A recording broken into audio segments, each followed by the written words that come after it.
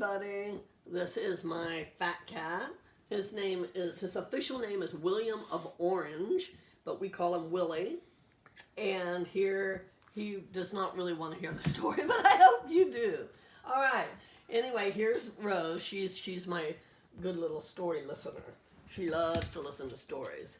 So, okay. So right now, I'm going to read a story that is about 120 years old. That's when it was written, in 1902, by Beatrix Potter. You've probably read this story before, but as I always say, a good story is worth rereading and rereading. But excuse me, I have her whole collection, so I'll be reading different ones that maybe you haven't heard of. So this is Beatrix Potter, who lived in England, far, far away across the ocean, and she was a botanist, someone who studied plants as well as animals, the animals on her farm. So here is her story. Here are the end pages, and these end pages are probably a lot of, pictures of her other stories as well. There's one of Peter, but there are mainly of her other stories. So let's begin. And it says, once upon a time, there were 4 little rabbits, and their names were Flopsy, Mopsy, Cottontail, and Peter.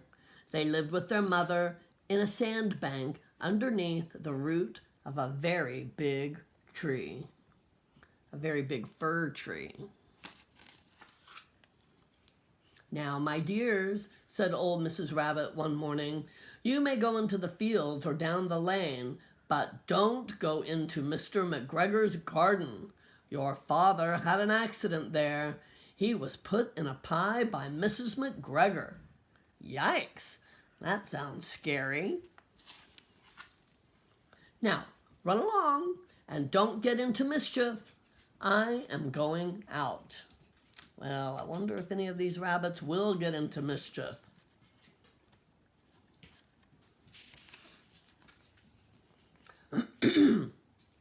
Then old Mrs. Rabbit took a basket and her umbrella and went through the wood to the baker's. She bought a loaf of brown bread and 5 currant buns.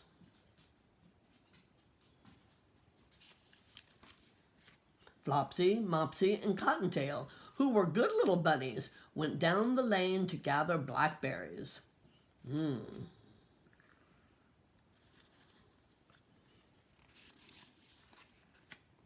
But Peter, who was very naughty, ran straight away to Mr. McGregor's garden and squeezed under the gate. Uh-oh. First, he ate some lettuces and some French beans, and then he ate some radishes.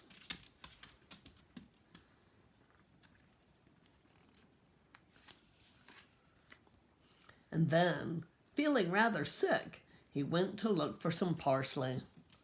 I guess he had eaten too much. But round the end of a cucumber frame, whom should he meet but Mr. McGregor? And look at this, another man, an old man with a beard.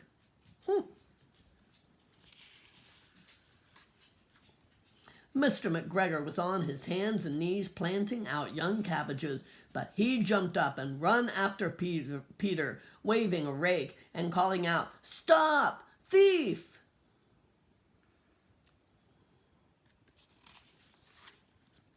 Peter was most dreadfully frightened. He rushed all over the garden, for he had forgotten the way back to the gate. He lost one of his shoes among the cabbages, and the other shoe amongst the potatoes.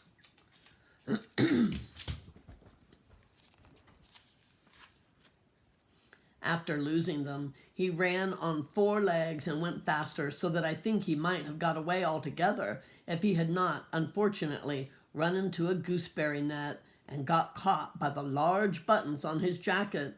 It was a blue jacket with brass buttons, quite new.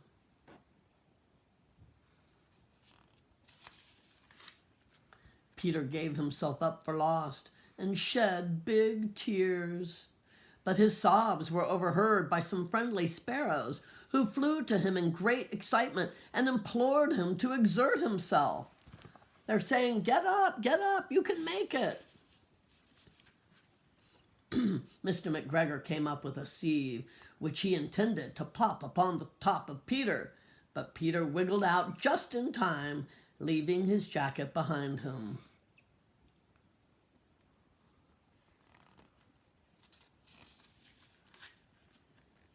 And rushed into the tool shed. Peter went and jumped into a can. It would have been a beautiful thing to hide in if it had not had so much water in it.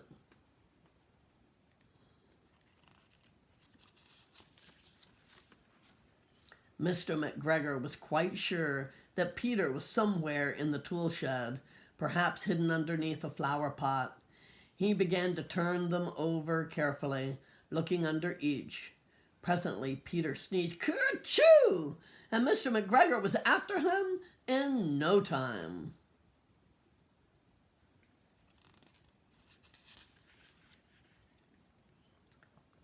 And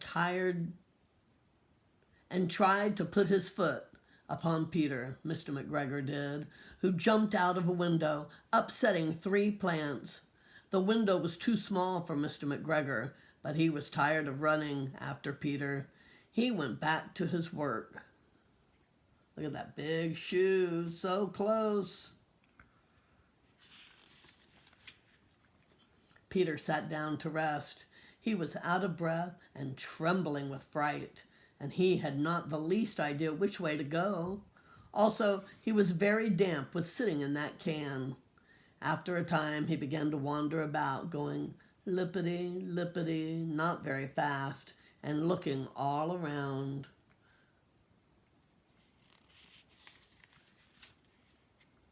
He found a door in a wall, but it was locked, and there was no room for a fat little rabbit to squeeze underneath.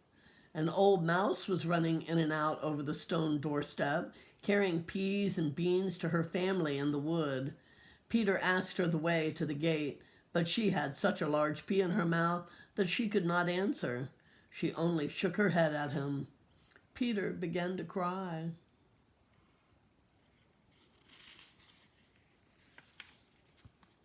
Then he tried to find his way straight across the garden, but he became more and more puzzled. Presently, he came to a pond where Mr. McGregor filled his water cans. A white cat was staring at some goldfish. She sat very, very still, but now and then the tip of her tail twitched as if it were alive. Peter thought it best to go away without speaking to her. He had heard about cats from his cousins, little Benjamin Bunny.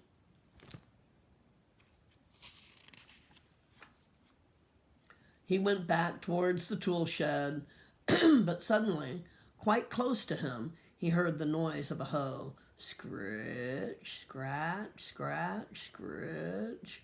Peter scuttered underneath the bushes, but presently, as nothing happened, he came out and climbed upon a wheelbarrow and peeped over. The first thing he saw was Mr. McGregor hoeing onions. His back was turned towards Peter, and beyond him was the gate.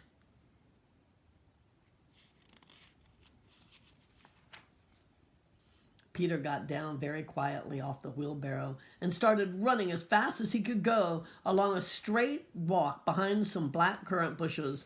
Mr. McGregor caught sight of him at the corner, but Peter did not care. He slipped underneath the gate and was safe at last in the wood outside the garden. Mr. McGregor hung up the little jacket and the shoes for a scarecrow to frighten the blackbirds. Peter never stopped running or looked behind him till he got home to the big fir tree. He was so tired that he flopped down upon the nice soft sand on the floor of the rabbit hole and shut his eyes. His mother was busy cooking, and she wondered what he had done with his clothes. It was the second little jacket and pair of pants that Peter had lost in a fortnight. And a pair of shoes that he had lost in a fortnight. I am sorry to say that Peter was not very well during the evening. his mother put him to bed and made some chamomile tea, and she gave a dose of it to Peter. 1 tablespoonful to be taken at bedtime. But Flopsy, Mopsy, and Cottontail had bread and milk and blackberries for supper. The end. All right, I hope you enjoyed that. I'm not sure what story I will read next, but it will be a good one. Okay, bye everybody. See you soon.